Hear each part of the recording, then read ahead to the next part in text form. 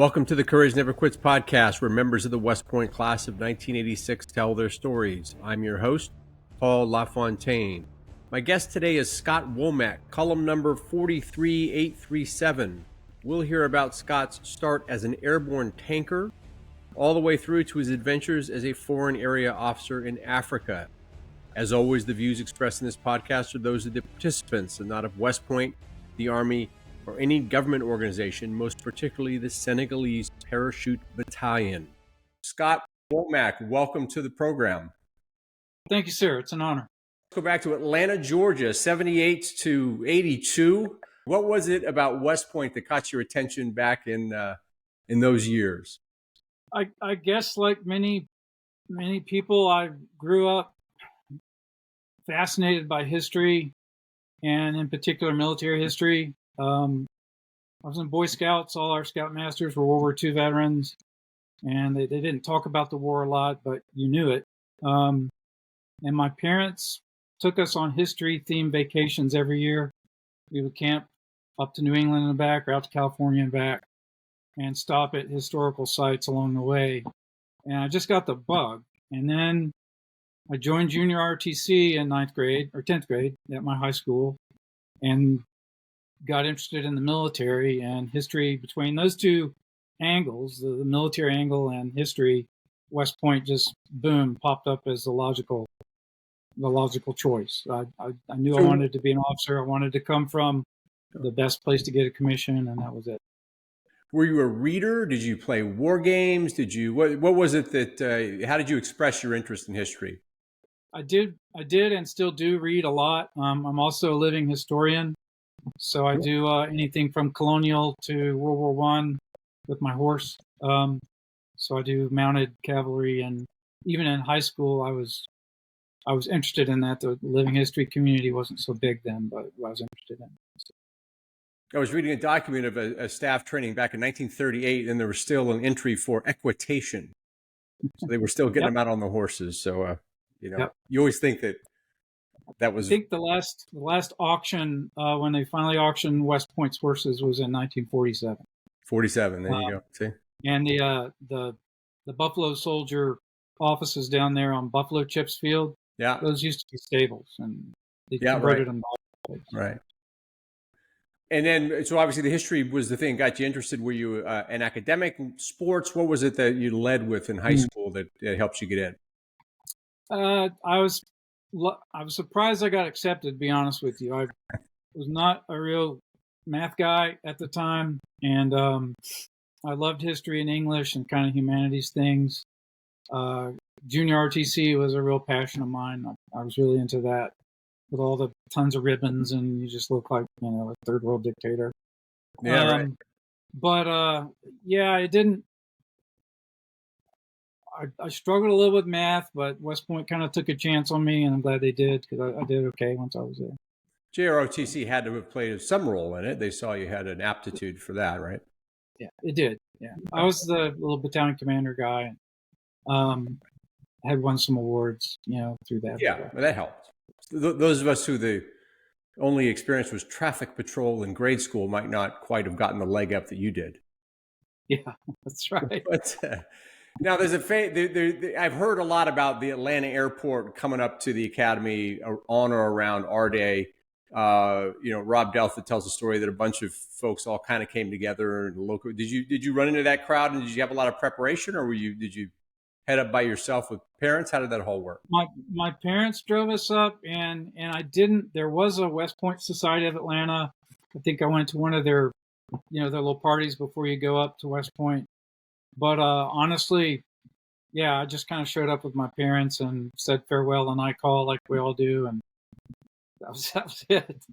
Okay, how did you find? So coming right in, did you have any advantage at all as a plebe, new cadet, or was it all back to square one, despite the fact that you look like a third world marshal of forces? I think I had the only leg up I had was I could shine shoes and march. Two big ones, though. I was on the drill team, and back then we didn't have core shams. Yeah. So everything was spit shine, and I understood how to wear a uniform, what's a gig line, all that. But in terms of actual military training. Not really. I was reasonably fit because I ran cross country Okay. and track and played soccer. So I kind of had those sports in decent shape from that. So knowing how to shine a shoe is a pretty good advantage. It is that. You got to admit. That's excellent. And then you started off I'm just in G1. How was that? G1 Grizzlies.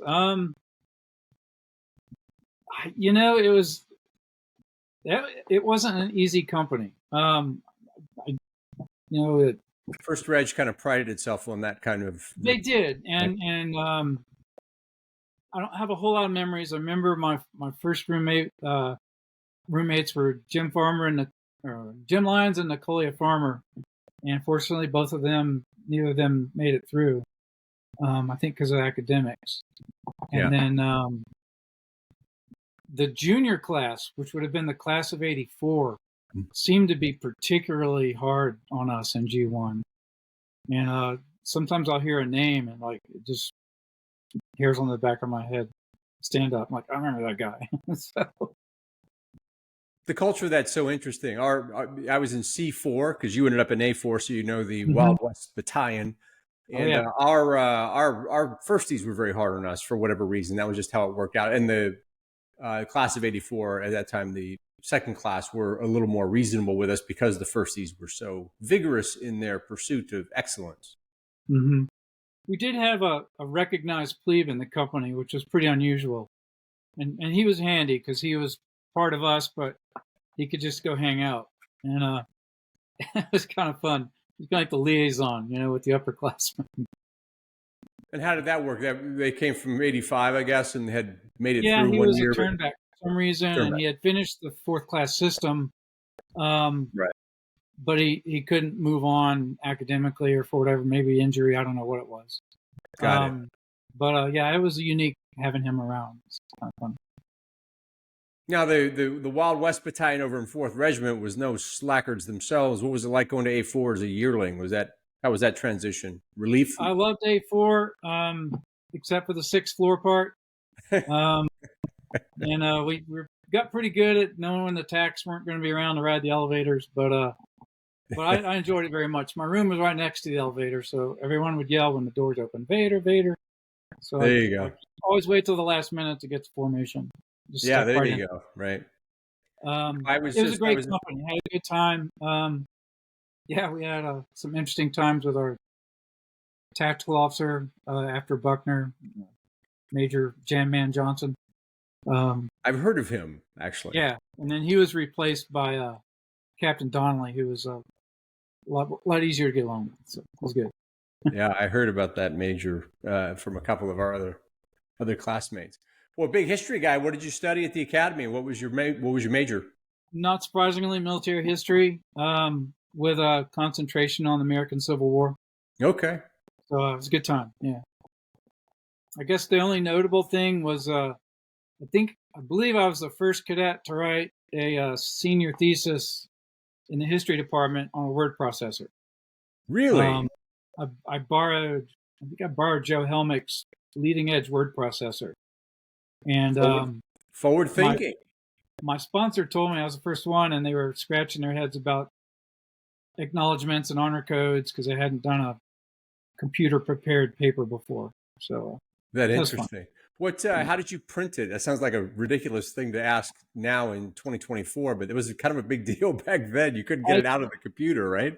I think it was a dot matrix printer, and I don't know if it was one of the ones in the gold coats helped me. I think I took it up on a 5 1/4 inch disc, and the gold coats figured out how to print it out. Which was very high back then. That was cutting edge, man. You were walking with technical gold, right? That 5 1/4 disc. It had a few line block charts because it was about the organization of the Army in Northern Virginia over time, and those I had to hand draw because I couldn't. There's no graphics software that I could use. I'm sure the gold coat could do it. So I just left spaces in the printed thing and hand drew it in. Right. Good for you. That's excellent. Yeah, because most of the rest of us were out down using that crazy C-prompt VAX, system, trying to at 11 o'clock at night, trying to get reports out as we're all trying to print at the same time, and all being grumpy but polite to each other because we're all kind of in the same boat running too late trying to get our assignments completed. Now, studying Civil War at West Point in those years, of course, Major Alpin at the time was a fixture there. He was a speaker at one of our dinings in, and it was a fantastic experience. So did you help him with any of his videos or any of that stuff? Because those videos are still online from that period. They are. They're classics. And no, I wish I had. It's funny. I went to all the historic gun shoots that they held. I think they were like once a year, maybe twice a year, and loved those. But I just never linked up with him to help him with the videos or anything. Well, he's still around today. Darren Moore, who was a in your department classmate, he sent me some links. That's how he reconnected me with the material. And there's the classic rifled cannon one that I think to this day I'm shocked that YouTube lets that stay on YouTube, but you can't censor Major Alpin. No, not at all.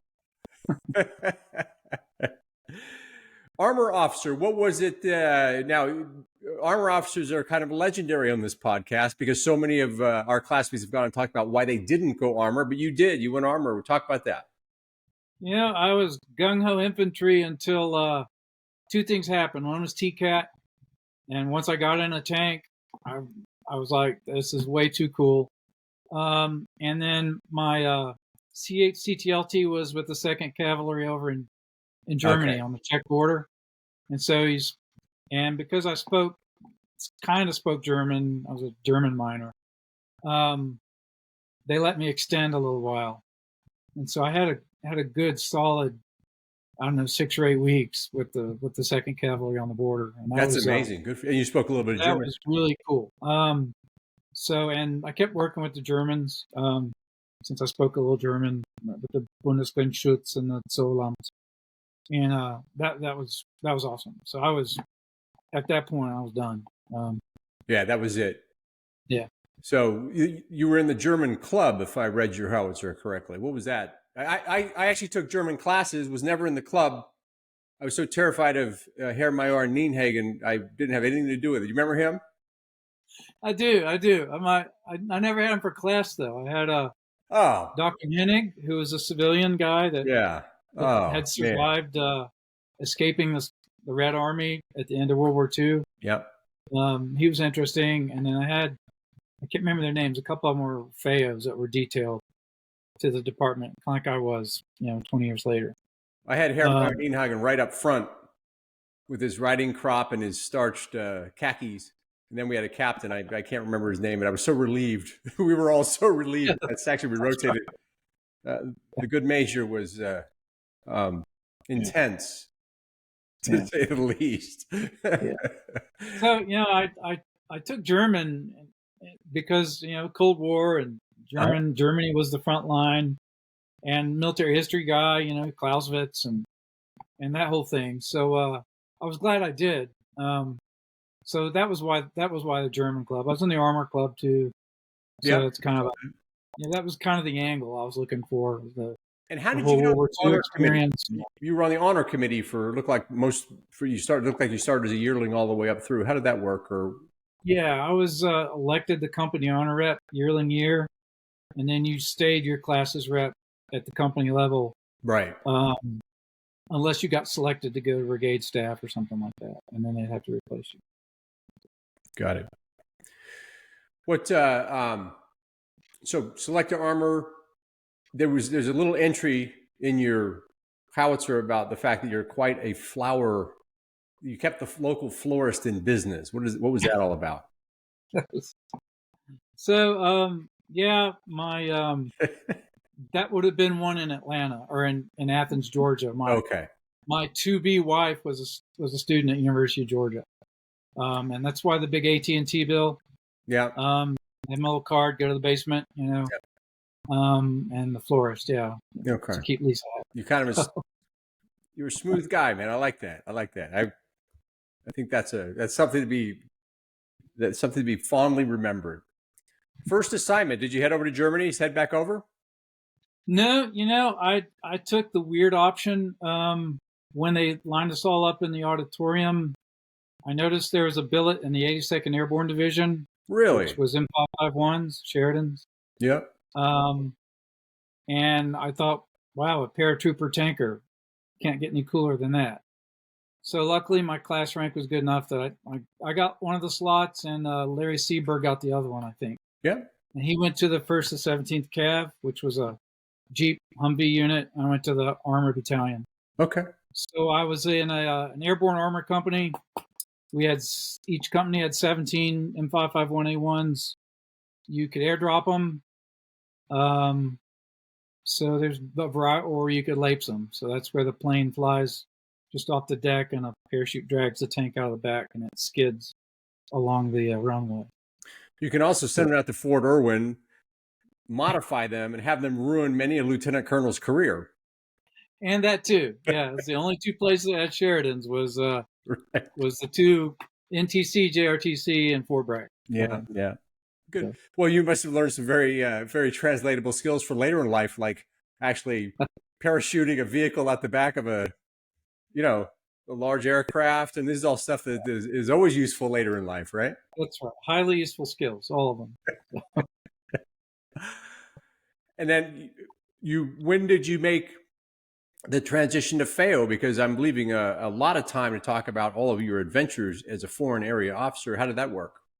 Yeah, I got after Fort Bragg. When I left the 82nd, I went to Fort Knox for advanced course, and I had orders to the 11th ACR, but it deactivated. It's the Clinton years, Yep.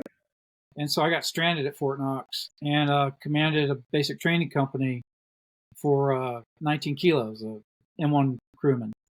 So I did that for a while, and then decided to choose civil affairs as a functional area.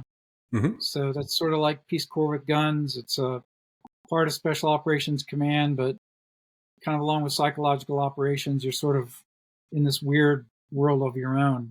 Right. So I went back to Fort Bragg and was a paratrooper again with the 96th Civil Affairs Battalion, and eventually commanded the company that aligned with Europe and Africa. And since there weren't any real hot wars going on at the time, the Balkans had settled down. It's after Desert Storm. This is like 95 to 98. Mm-hmm. I kept getting deployed to Africa just all the time, even though I was technically the Europe-aligned company. But there was no AFRICOM then. So I kept running into these FAO guys, and they had the language skills that I didn't, because I was a German speaker. They were speaking the language of where they were living. Most of them were there with their families on multi-year assignments, so they could really kind of get to know the local establishment and some of the people in it. And I love civil affairs, but the fact that there was only one active duty battalion meant once I commanded a company, maybe I could command the battalion, and then what? So I decided to switch to FAO at that point. Okay. And because I had already amassed over a year of time on the continent, and my master's degree was in national security affairs, which covered the degree part of it, all I needed was a relevant language. So they offered me either Africa or the Kyrgyzstans, Eurasia. Right. And I decided Africa since I've already been. Now, you went to the Naval Postgraduate School. That's where you got the security studies degree. I did. That was as your second assignment as the civil affairs? It was right before it was after I left Armor and before I went to civil affairs. Okay. So part of the carrot they dangle at you was the master's degree. And a few of us were lucky and got to go to Monterey. The other ones were also lucky, but maybe not so much, and went to Troy State, the campus at Fort Bragg. So I was one of the chosen ones that went to California and learned to surf. Read a lot, wrote a lot of papers. It was a great assignment. Right. Yeah. Of course, you told everyone that was at Troy State at the Fort Bragg campus, there's a lot of fog out here. It's not that. Yeah, it's cold. Yeah, the earthquakes any minute. We're gonna slide into the ocean. It's scary. Right. It's way overrated. On naval housing. Come on, dude. Brilliant. Africa, you've got on your publicly facing resume, you spent some time in Kinshasa. what kind of crazy adventures did you get up to there in Africa? Holy moly! It'll fill a book if I ever decide to write one. That's But why I wanted to get to this point because I figured there'd be yeah, some stories here. I'll bounce just through a few Please because tell us that we're trying to build followership in the podcast, and you're here to really ramp it up. it truly is the last frontier. Because Africa Foreign Area Officers, typically your office is small, as in you, a warrant officer, and maybe a staff sergeant. That's the whole office. Some of the larger countries would also have a security assistance officer and be a little larger. But I was in Chad, so there was 3 of us my first assignment. And Chad, you're so far away from everything, and this is pre-reliable cell networks and things like that. It's one of the last places, I think, where you just get told, look, just advance the national interest, don't get in trouble, and don't get yourself killed. And right. So I had a lot of rope to hang myself with, which was awesome. So, except you weren't allowed to use it because they didn't want you to get killed. There you go. Yeah. And so I was there with my family. And I mean, living in N'Djamena, which is the capital of Chad, that had one paved road that was about 10 kilometers long. Everything else is dirt. It's very much a traditional culture, so you kind of had to not only get immersed in French, but immersed in a different style of life than we have. Everything's kind of upside down. Anything that's manufactured is outrageously expensive. Anything's handmade is not. So there's just a lot of backwards things. And we took one trip way up in the northern desert and begged our ambassador to let us use embassy vehicles. He wanted to go. And he insisted on hiring a local tour company called Chad Evasions. Right. So Chadian ideas about maintenance and things like that aren't anywhere near ours. So it ended up being just one issue after another of broken down in the middle of the desert.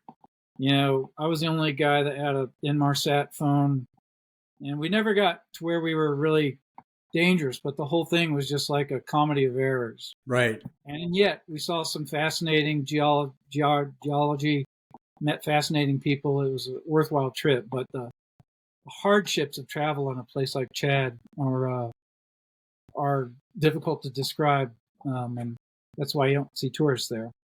Working with the Chadian military, they're the most aggressive, brave guys. They're the ones that ran the Libyans off with a bunch of Toyotas in the 80s. Yeah, right. Famously, right? Tough guys. Tactically, it's line the Toyota up and drive into the, just drive straight ahead. So the war on terror had kind of arrived to that part of Africa. So a lot of my job dealt with helping the Chadians along with how to help us, or us help them deal with that problem, so we didn't have to send our own guys. And that was really rewarding. A couple of questions to dive down. What language did you end up taking up in order to be able to do this job? French. So everywhere I went was a former French or Belgian colony. Yeah. Right. So I went to the State Department's language school in Washington. Yep. Because that way they didn't have to fly me all the way to California to DLI. So the attaché trainings in Washington, I just did French as an add-on. So great thing about Chad is nobody speaks English. Right. So I got great classroom instruction, and then I got total immersion in how you really speak the language on the street, at least in Africa, by being there. And how much did it line up in terms of the training with the State Department program? And then when you got there, how much did you have to relearn for the, slang? So having the formal training, I didn't have to worry about how to deal with grammar and structure and all that, because the formal training did that for me. Right.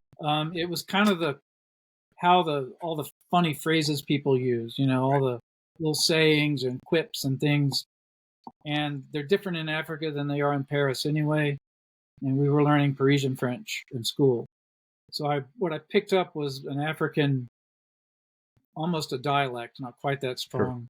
Certainly an African accent. If I talk to French people, after 2 sentences, they'll ask me, did I ever live in Africa? Yeah. Because I have that kind of patois that Africans have. Yeah. Now, the German, when you're at the academy, and then some when you had some experience there. French now. These are the two languages. What other did you pick up? Have you picked up anything else over the time doing this stuff? Those are the only two I'm comfortable in. I took Latin in high school, and that was a great foundation for grammar for German and French later. I can fake Spanish and Portuguese a little bit. Because I covered some Portuguese countries, so I picked up a little of that. A little bit of Swahili, but only little phrases, little short things. Right. And now the DRC, how did things move from Chad to the DRC? So, attaché assignments in Africa are 2 years, so you don't get too burned out because you're constantly in the spotlight, and it's a harsh location. I went from Chad to Senegal first on the west coast, and in Senegal I covered 4 countries. Covered the Gambia, Cape Verde, Guinea-Bissau, and Senegal.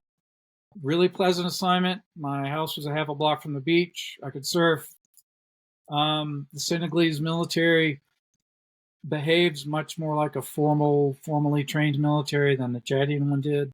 So that was very comfortable for me. It was, a regular, disciplined, organized force. So much so that my wife and I actually jumped with the Senegalese Parachute Battalion, airborne battalion. She's a reservist. Okay. And we had the opportunity to jump with them. And probably a bad parenting moment because we were both on the same plane with the kids watching us. And we were using their parachutes. But it worked out okay. Here you sit, so they worked out. Yeah. So that was a great assignment. After Senegal, I went back to West Point, taught French for 2 years. Then I went to Congo. There you go. So I showed up in Congo in 2008. And Congo is an impossible. I covered both the French Congo, former French Congo, which is Republic of Congo, and the former Belgian Congo, which is Democratic Republic of Congo. The DRC is a real basket case. Kind of has been for a long time. It's huge. It's the size of Western Europe or the size of the United States east of the Mississippi, with no real infrastructure in terms of roads or navigable rivers, other than the Congo River, which is only partially navigable. Right. So the central government in Kinshasa has a very difficult time managing what's going on anywhere outside the capital. And so because of the presence of a lot of valuable rare earth minerals and things like coltan and gold, and whether you know it or not, the uranium we built our atomic bombs with in World War II came from DRC. There's a lot of interest by armed groups, other people like the Chinese and the Israelis and Russians, and former colonial power Belgium and Canada, in the mineral wealth. So anytime you get money and interested international people and sort of a Wild West atmosphere, you just get a lot of crazy things going on. And it gets complicated pretty quickly. Yeah. It was, of all the assignments I ever had, it was the one that you just scratched your head every day, like, how do you even try to begin to explain what's going on here? But that made it interesting to me on a professional level. A little depressing because all the victims of all this are all civilians that don't really have any reason to be involved other than they're just in the wrong place at the wrong time. I guess my big victory with there was I was able to get 2 U.S. military officers assigned to the headquarters of the peacekeeping force in Congo. And they were the first time the UN decided that maybe intelligence was a good thing to have. They were always scared of it because it has a bad reputation, but they're basically working blind. And so we had a couple of MI types go in there and at least kind of show them the ropes about how you collect and analyze and organize and disseminate intelligence to your people. So, well, you have lived in the that is the modern version of the Wild Wild West. Yeah, it was. It was good stuff. That's amazing. And then how do you come back from that? What was it like? Well, let's take a step back. Your wife, your long-suffering wife. Now, this is the same young woman you were sending the flowers to? No, unfortunately, my first wife, Lisa, died in 1997. I'm sorry to hear that. And I remarried little over a year later. My current wife, when I met her, was actually at an exercise Okay. in Germany. So I went over as a civil affairs rep to an exercise, and she was there as working in the commo shop. And we met there, and then things kind of took their course. So living in Chad and going to these places for her was Right. So she branch transferred to civil affairs, okay. and it was a fortunate partnership for the Army because everywhere we went, either SOCUR, Special Operations Command Europe, or later Special Operations Command Africa, had a program in the country we were living in that needed managing. Mm-hmm. So instead of having to deploy somebody TDY down there to manage it, they could put her on active duty orders, and she managed. You were the assignments officer's dream team. They were able to deploy 2 versus 4, right, for the same coverage. Yeah. So there's potentially conflict there because as a defense attaché, I was always grumpy about programs that came into a country that weren't relevant to that country. Right. Didn't advance our interests. It's kind of like tourism, military tourism, you know.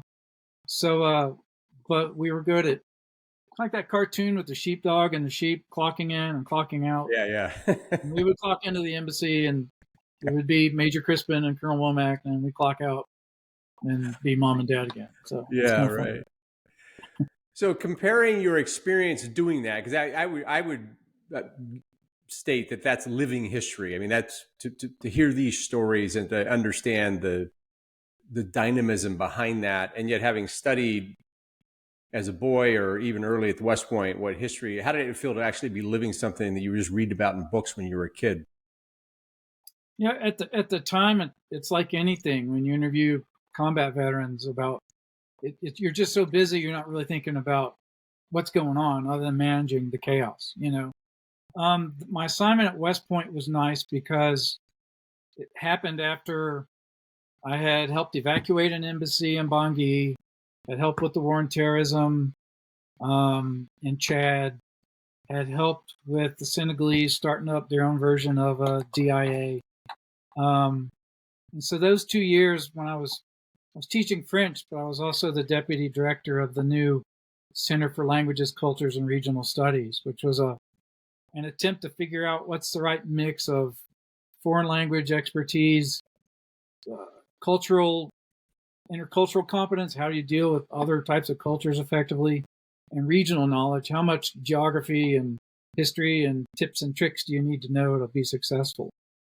So since I was deputy director of the research center, it gave me a chance to kind of reflect a little bit. I ended up getting a doctorate from Seton Hall University while I was at West Point. They generously let me do that in the summer instead of going out to Buckner to be some cadre guy. Right. I appreciate it. You got a doctorate in education, right? I did. And so my dissertation was about this intercultural development part. How do you do that? And how do you measure it if you did something to develop it? And then how long after that did you leave the Army? What was the transition out? Because it looks like a lot of educational activity afterwards, right? Yeah. So I came back from Congo in 2010, and I was assigned to the Army staff as what they call the Foreign Area Officer Proponent. Mm-hmm. And it's like this weird little office that's in the G357 Strategic Plans Division that tries to figure out how many FAOs does the Army need, where do we need them, and what jobs do we need them to do. And we also try to figure out what's the optimum amount of training versus utilization. So there's a balance between how much training and how much you get out of the guys, because it's a long training cycle. Mm-hmm. And then also, what's the optimal way to make sure that FAOs are able to get promoted equitably? Because when you pull yourself out of the battalion army, the fighting army, you're now in sort of a backwater in terms of what the Army core mission is. Yeah. So, and yet the Army invests a lot of money training. So how do you keep that career path viable for guys that have voluntarily left, the fighting force? Right. So that was an interesting assignment. I wasn't thrilled frankly, about being in a staff job, but it was interesting, and I did get to oversee all the FAOs that were in the training pipeline. I was kind of there for the ones in the Middle East and Africa. I was kind of their Yoda, you know. Yeah. So if they were stuck on something or needed help, they could call me at the Pentagon, and I would. So I have to imagine there were moments at the Pentagon where you were there at some meeting where there was some crazy infighting where you were wishing for that handmade sofa in Chad, right? Yeah, indeed. Yeah, yeah. You could The Chadians were it was 10 so times much easier to simpler quit in the than Democratic Republic of Congo, guys. yeah. They don't do much bureaucracy in Chad. So No, there's no just gotta see bureaucracy. the guy, shake his hand, and it's done. Yeah. It's done, Yeah. right?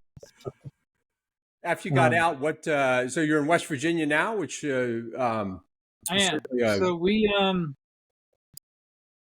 when we decided to retire, I was looking for a job in higher education as a professor, and found out that that's a really hard gig to break into, unless you've kind of come up through the academic world or you're famous, which I was neither. So I didn't really want to stay in the DC area and do contractor work, although I could have. So I looked at teaching high school and decided to do junior RTC because that's how I got my start in the military. I was enthusiastic about the program. My wife and I are both horse people, so we needed affordable property, which means the DC area is out. In fact, most suburban areas are out. I looked at being a civilian P at West Point. Can't afford any property around there. So we began to look along the Appalachian chain. And West Virginia is halfway between where my parents lived in Atlanta and her parents in Delaware. So it was a good place. We were able to afford. We bought 114 acres. We have 4 horses, chickens, bees. It's like a homestead farm. And then I got a job teaching at the local high school. So good. It's amazing. And then you're so you're back to living off the land, I guess. So you're always you're that guy. Close as we can get. Close as we can get. We're still on the grid. You're still on the grid. But if You've something made would that happen, concession. we can get by. We could get by. Let's put it that way. Yeah. So I taught junior RTC for 7 years. Kind of got tired of it.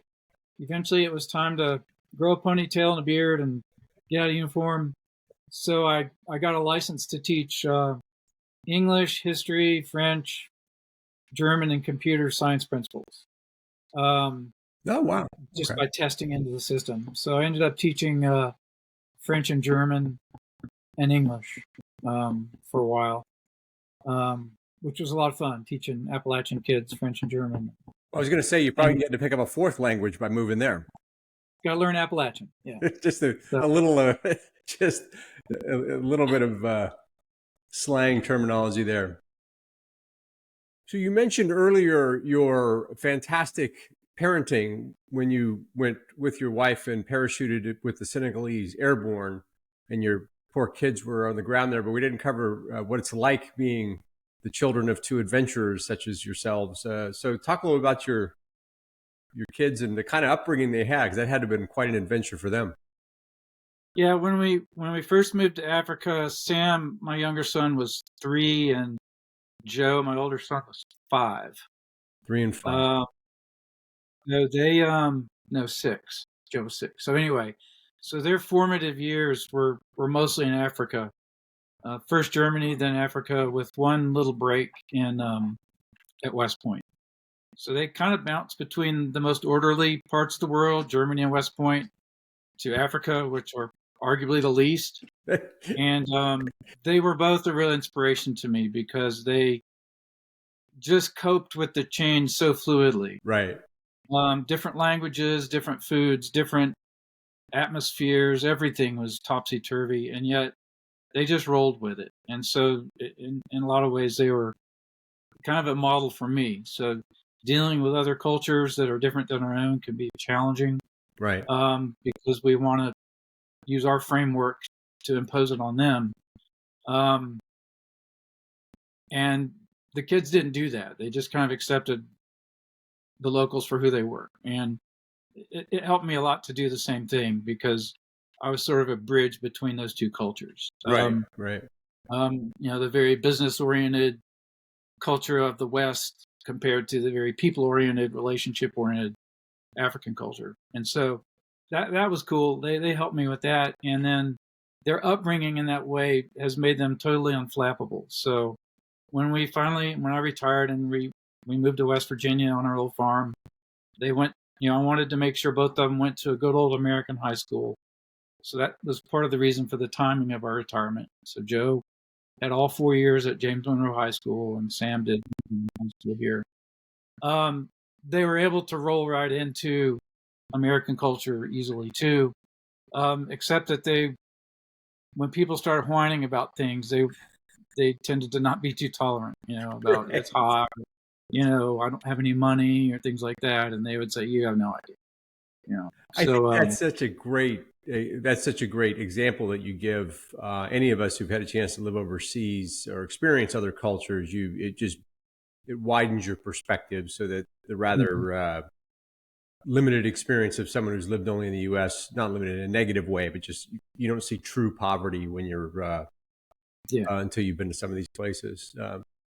So in terms of how old are they now? Just remind me. Joe is actually no, it's 27. 27. Sam's 26 or 24. Yeah. Joe is a captain. He went to VMI on an Army ROTC scholarship. Okay. And some of my GI Bill, both. And he's a air defense artillery captain. Just finished his captain's career course, and he's headed back to Fort Cavazos. Well, he'll work on a brigade staff. Okay. And then eventually command a battery. Sam went to Washington and Lee University, also in Lexington, Virginia, and got a degree in geology and theater. Kind of an odd mixture.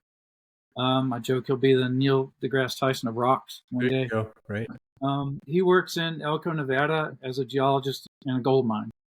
Yeah, right. So he's underground 8 days a week, pointing where to dig, basically, and sorting the ore to get to the right processing plant.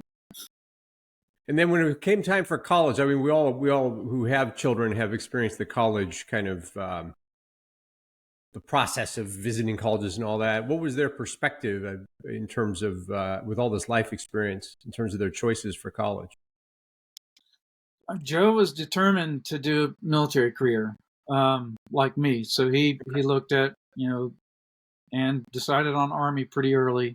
So he looked at all the senior military colleges, plus West Point. Yeah. And his grades weren't quite up there to get into West Point. It's probably harder to get in today than it was in 1982. Yeah. I don't know.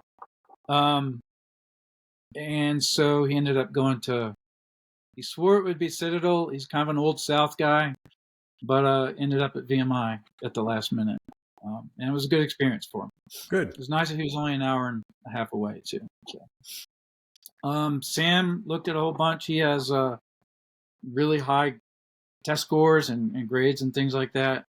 So he could kind of write his own ticket, and he decided on Washington and Lee, I think some based on location and just size and the general feel of the campus. It's a sort of a very open, accepting community, and they're pretty tight, even without the military. Well, sitting around the holiday dinner table with the Womack family must be quite an experience with all the stories you guys have.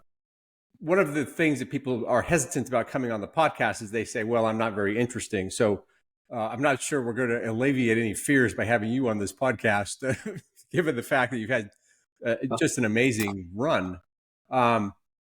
Looking back to yourself 20 years ago, even given the tremendous adventures you've had, what advice would you give yourself if you looked back and as your 40-year-old self? I guess to take the advice I tried to give myself then, which was, when I graduated, my advice to myself was, or my promise to myself at the time was, stay in as long as it's interesting and fun and you're having a good time. Every day is not going to be great. I mean, getting shot at's not so much fun. It happened a few times in Africa, but the rewarding part of the job, and as long as it's interesting, stay with it. I did get a little burned out of armor, and sliding over into civil affairs, the Army was gracious enough to open that door. And same with sliding into FAO. Those two decisions, any pretensions I had to become a general officer were killed by those two decisions, but I wouldn't have changed a thing. So I think just being sensitive to opportunities that that fit your personality and what you want to do, seize them. And then the rest will kind of take care of itself. Yeah. Scott Womack, thanks so much for being on the podcast. I really appreciate it. It was great hearing your stories, and we'll obviously hear more from you as our class VBSL, but it's been wonderful having you on. Thanks so much. My pleasure. Thank you. Thank you for listening to this episode of the Courage Never Quits podcast, where any member of the class of 1986 who is willing to tell their story will be a guest. To get the word out and to stay up to date on the latest episodes, hit the like and subscribe buttons. With 954 living graduates in the class, we have a lot of stories to collect, and you don't want to miss any of them. We'll see you in the next episode.